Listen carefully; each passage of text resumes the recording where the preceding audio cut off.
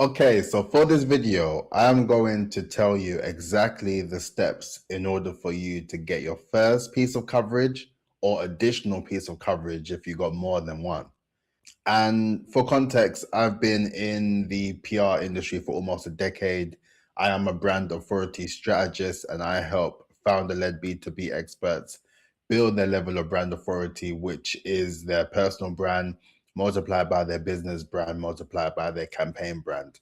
Those three brands give you that level of brand authority that allows you to get the visibility and credibility to attract your desired target audience that will then lead to more leads, which in turn more clients and ultimately more revenue for your business, right? So I know a thing or two when it comes down to getting coverage, right, and getting yourself in press. So for this video, I wanted to sort of go through the process of how you are able to secure coverage for yourself through the idea of newsletters. So before we begin, make sure that you like, comment, and subscribe, show some love. And if this video helps and you are able to secure a piece of coverage following my advice, following my guidance, then let me know in the comments, show some love, leave me a little testimonial to say that it actually works. And yeah, I would love that, man. I'd really appreciate it. And if you find this useful and you would like some more videos, basically just going through the steps of what it means to secure coverage for your brand, right? Then feel free to subscribe and let's get into this. So the reason why I wanted to do this video today in particular is because I subscribe to so many newsletters. I'm part of so many different newsletters. And when it comes down to newsletters, there are so many newsletters within every industry, every niche, right? I guarantee your industry has a newsletter. Your industry has a newsletter. I am so convinced. And if your industry does not have a newsletter or various different newsletters, let me know in the comments, because that will be a sign that you are the person that needs to do a dedicated newsletter for your industry if it doesn't exist yet. With the idea of newsletters, right, it's really incredible and effective from a PR perspective. You are able to get a roundup of different pieces of news and updates within your industry or whatever industry that you decide to follow that allows you to stay up to date, and it keeps you in the loop for things that are going on, right? So with that, what I want you to do within your industry, whatever your industry is, I want you to first start to Google your industry. So Google your industry plus newsletter. And you need to subscribe to every single newsletter that you come across. If you don't want to use your personal email, that's completely fine. You don't have to, but you should have at least a email that you look at, or that you should even develop, that you can use to collate all the various different newsletters that are available to you, because that is so vibrant and rich with information and media that will allow you to understand your industry as a whole. And it will also allow you to understand the sort of topics that are being covered, right? The sort of journalists that are writing about these particular stories. And more importantly, this is the part that I want you to pay attention to, right? So now you got all of the sort of newsletters, right? You've been looking through the various different newsletters, seeing how they work, seeing what sort of stories come up. The ones that I want you to pay particular attention to are the newsletters that tend to do the weekly roundups, right? Because with those weekly roundups, they collate, right, all of the recent particular articles that they feel are articles of interest. And that is what you need to pay attention to, the articles of interest, because those are there for a reason. Those are there because the idea of the content would have been interesting, or the person being interviewed would have been noteworthy. Long story short, there would be a reason as to why they are positioned within this roundup of news within the week, within your particular industry. That is what you need to pay attention to. So following that, I want you to start clicking into these particular sort of news roundups and having a read through, right? And what I want you to also establish is who wrote the article, right? Is it a journalist or is it someone else? And when I say someone else, it could be a thought leader who has pitched themselves, or maybe a PR team has pitched themselves towards that publication for them to have the opportunity to get them featured within that particular article, right? So that's what you need to pay attention to. So there's two things I want you to do in that process. If it is a journalist who writes for that particular publication, I want you to basically start a spreadsheet on Google Sheets, Excel, whatever. Create a spreadsheet and then start to list down the set of journalists.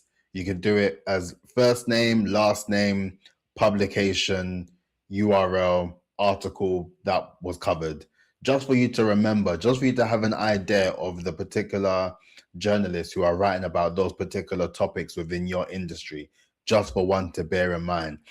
And also, if they have their email within the sort of header where they tell you who wrote the piece, that is a bonus. Add the email in as well, just for reference.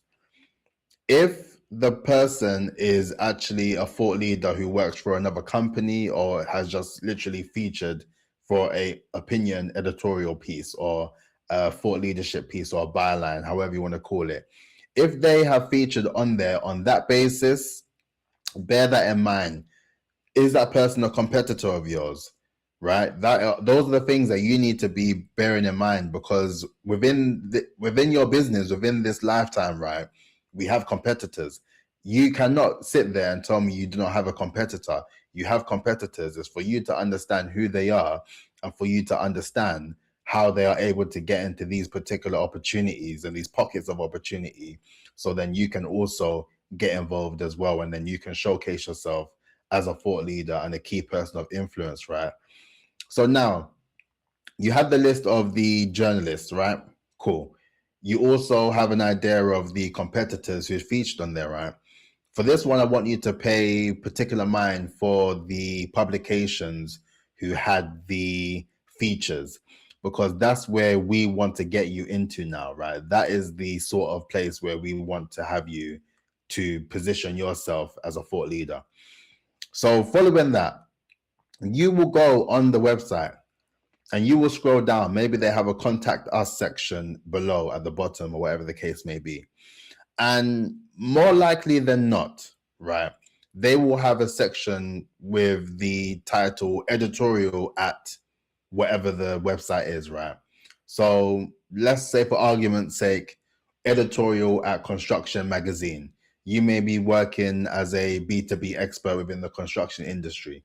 So now you have now subscribed to various different construction newsletters and different platforms, and you know that these are the particular set of publications who actually accept features from various different people, right? And the one thing you need to pay attention to is you need to bear in mind if this opportunity is a earned opportunity, which I've explained in previous videos, which is basically not paid. You don't pay to be published in this publication. It's based on that level of third-party credibility.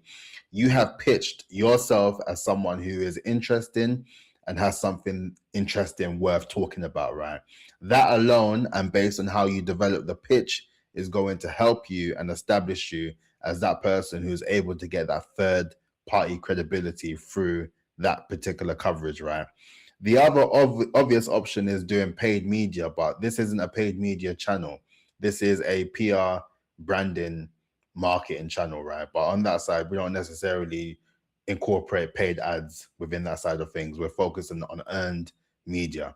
So if you want to pay for the ads, rightfully so, do what you want. However, this is for the third party credibility where people look at you as a reputable person off the back of who you are rather than how much money you have, right? So now, when you have that particular email, right, you are going to now develop a pitch, right?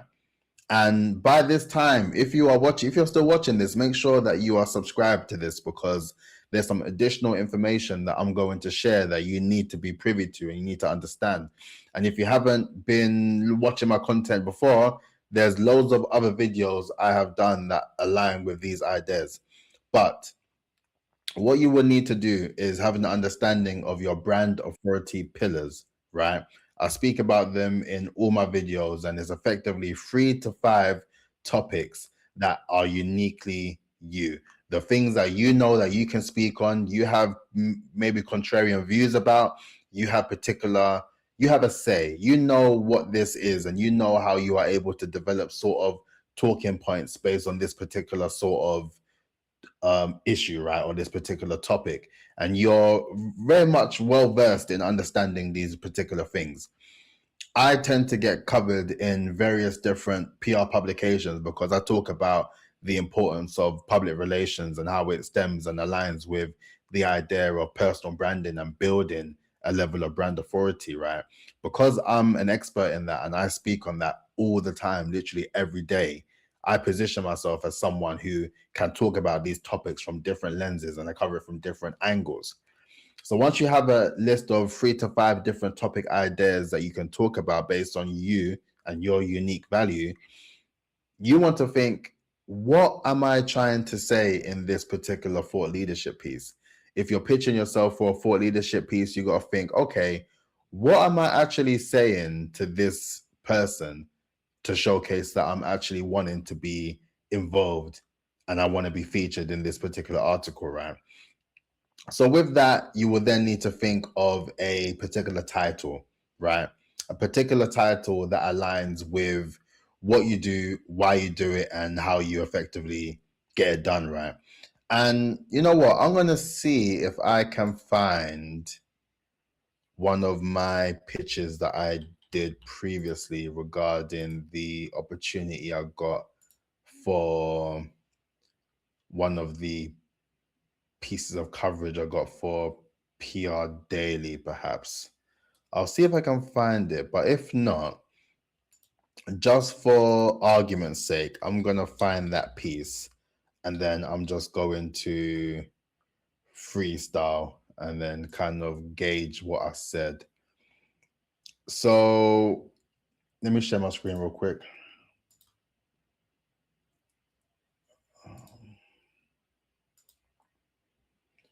So this is an example that I'm going to use. So this was a piece that I secured for from PR Daily, and I pitched myself to write about this particular article. I wrote about why it's time for PR professionals to build their own brands, right?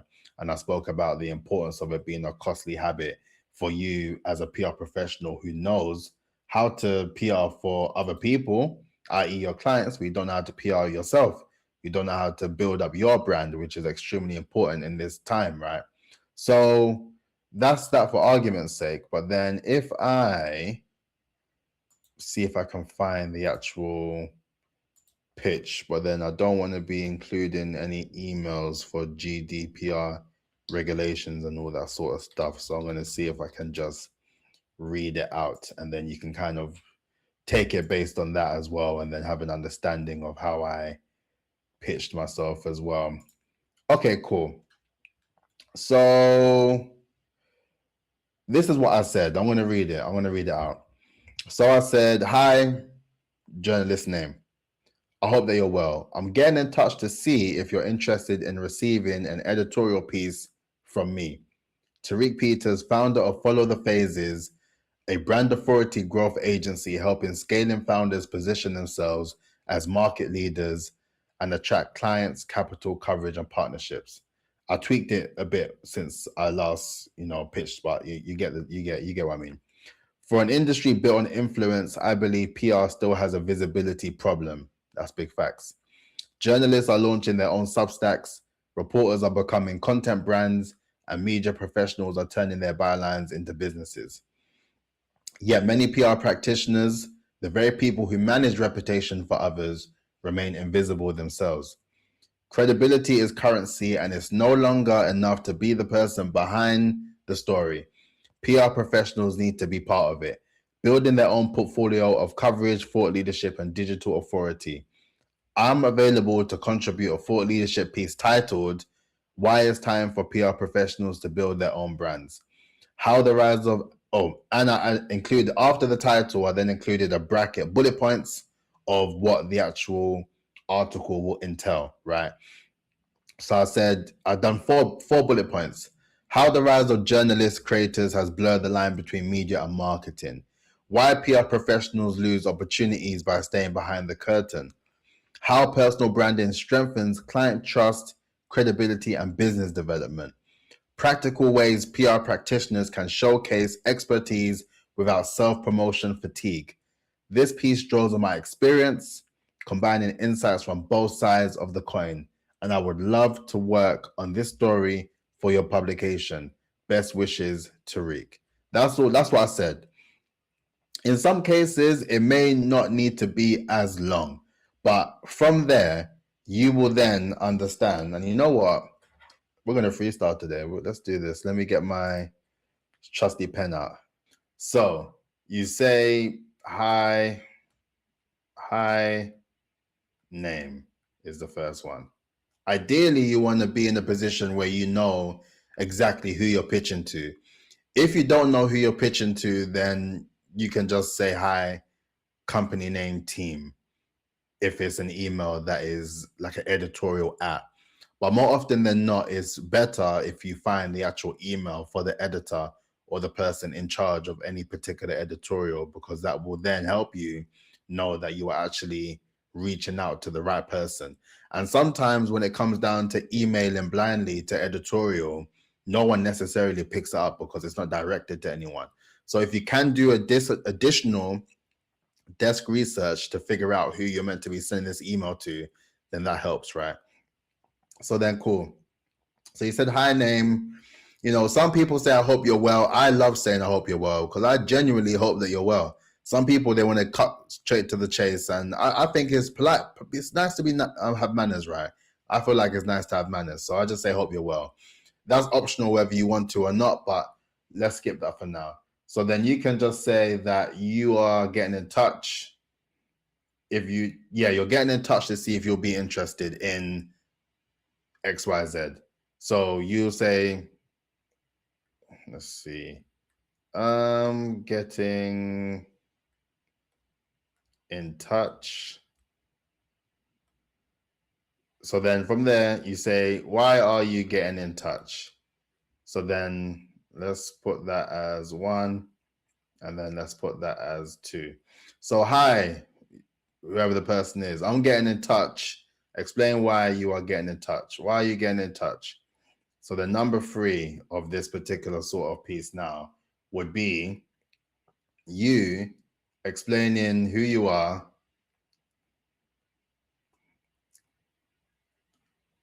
explain who you are and why it's relevant. Yeah. Why it's relevant.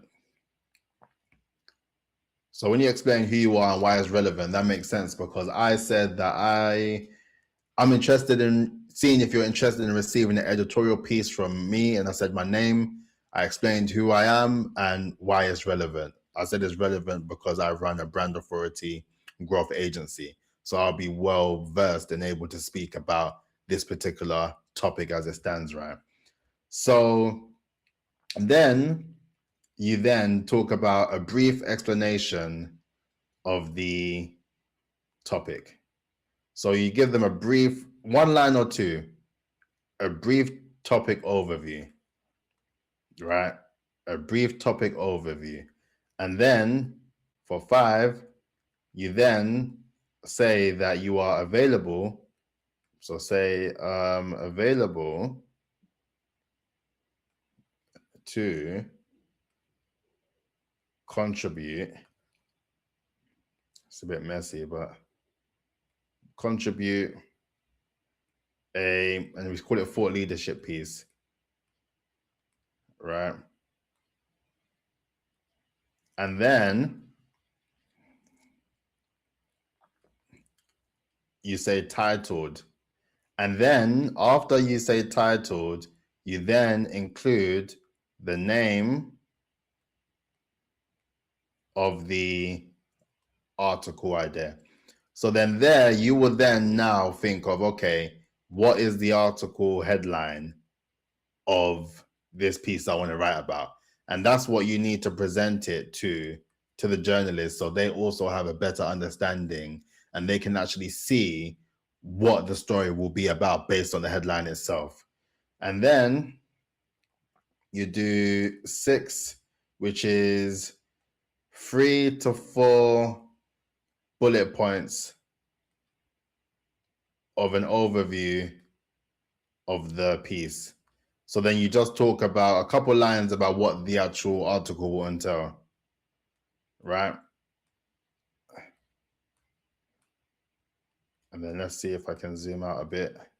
And then, let me see if I can find it. Number 7 is the final line to say why it's used, why the final line as to why you're the best person. Yeah, the final line as to why,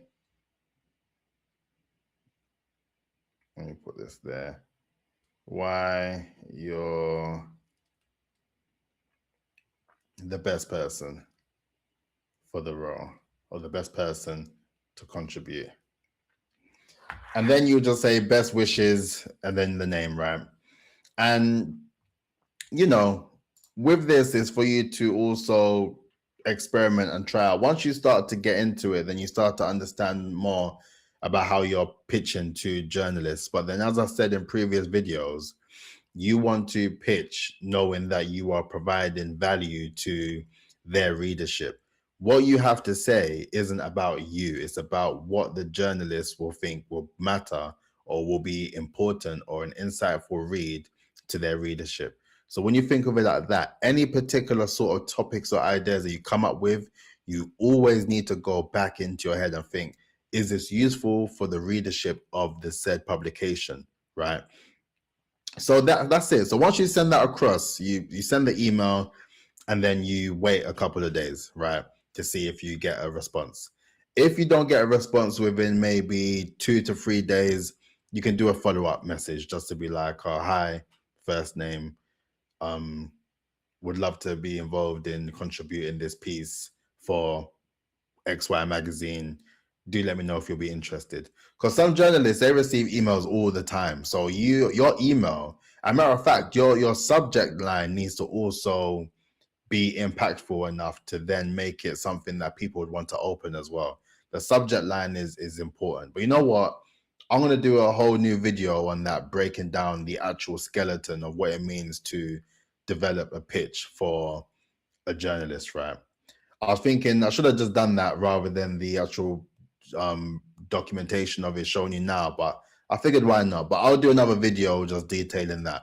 But once you send that off, if you receive an email back saying that they would love a contribution from you, then that is fantastic. You have got an opportunity secured. So now you go in the process of writing the content. You write it up and you get it done and you send it back to the journalist. You reply back and you give the journalist an idea of when you'll be able to get this article sent to them, right? And you stick to that deadline and you make sure that you don't miss that deadline for anything. So once you've done that and you see your piece get featured in this publication, then round of applause. You have now secured your first piece of coverage or an additional piece of coverage if you have secured countless pieces already. And it's quite interesting with that process because you will then realize, as I always talk about the loop of things, that now that you have secured a piece of coverage in this same publication that you discovered via the newsletter, maybe a week or so after the fact, you will then see your name and your publication positioned within that newsletter. So you see how it is just literally just a whole circle, a whole loop in terms of how you spot an opportunity, you adapt to the opportunity, and then you now become the person who is now positioned in that place. And then you may have someone else, i.e. a competitor, that will look at your particular article that they discovered in your newsletter, and they may come across this video and they may do the same and then get an additional piece of coverage. So that's it. That is it for this video. I didn't mean to go too long, but I thought, you know what? I ain't got nothing to do after this. I'm just gonna have dinner. But I just thought it would be interesting to kind of go through the process from a newsletter perspective. But let me know if this was useful. Let me know if this was handy for you to know. If you have any other questions, let me know. If you have got to this part of the video, right, and you would like a actual template of how you can actually develop your pitch to journalists, then drop a comment below and let me know, and I can sort something out for you. I'll be happy to, since you stayed long enough to get to this end of the video, right? I don't think there's anything else I missed, to be fair, but make sure that you like, comment, and subscribe. Let me know if you found this helpful, and I will catch you tomorrow. Make sure that you pitch yourself and make sure that you secure some opportunities. But peace out, look after yourself, and I'll catch you tomorrow. Look after.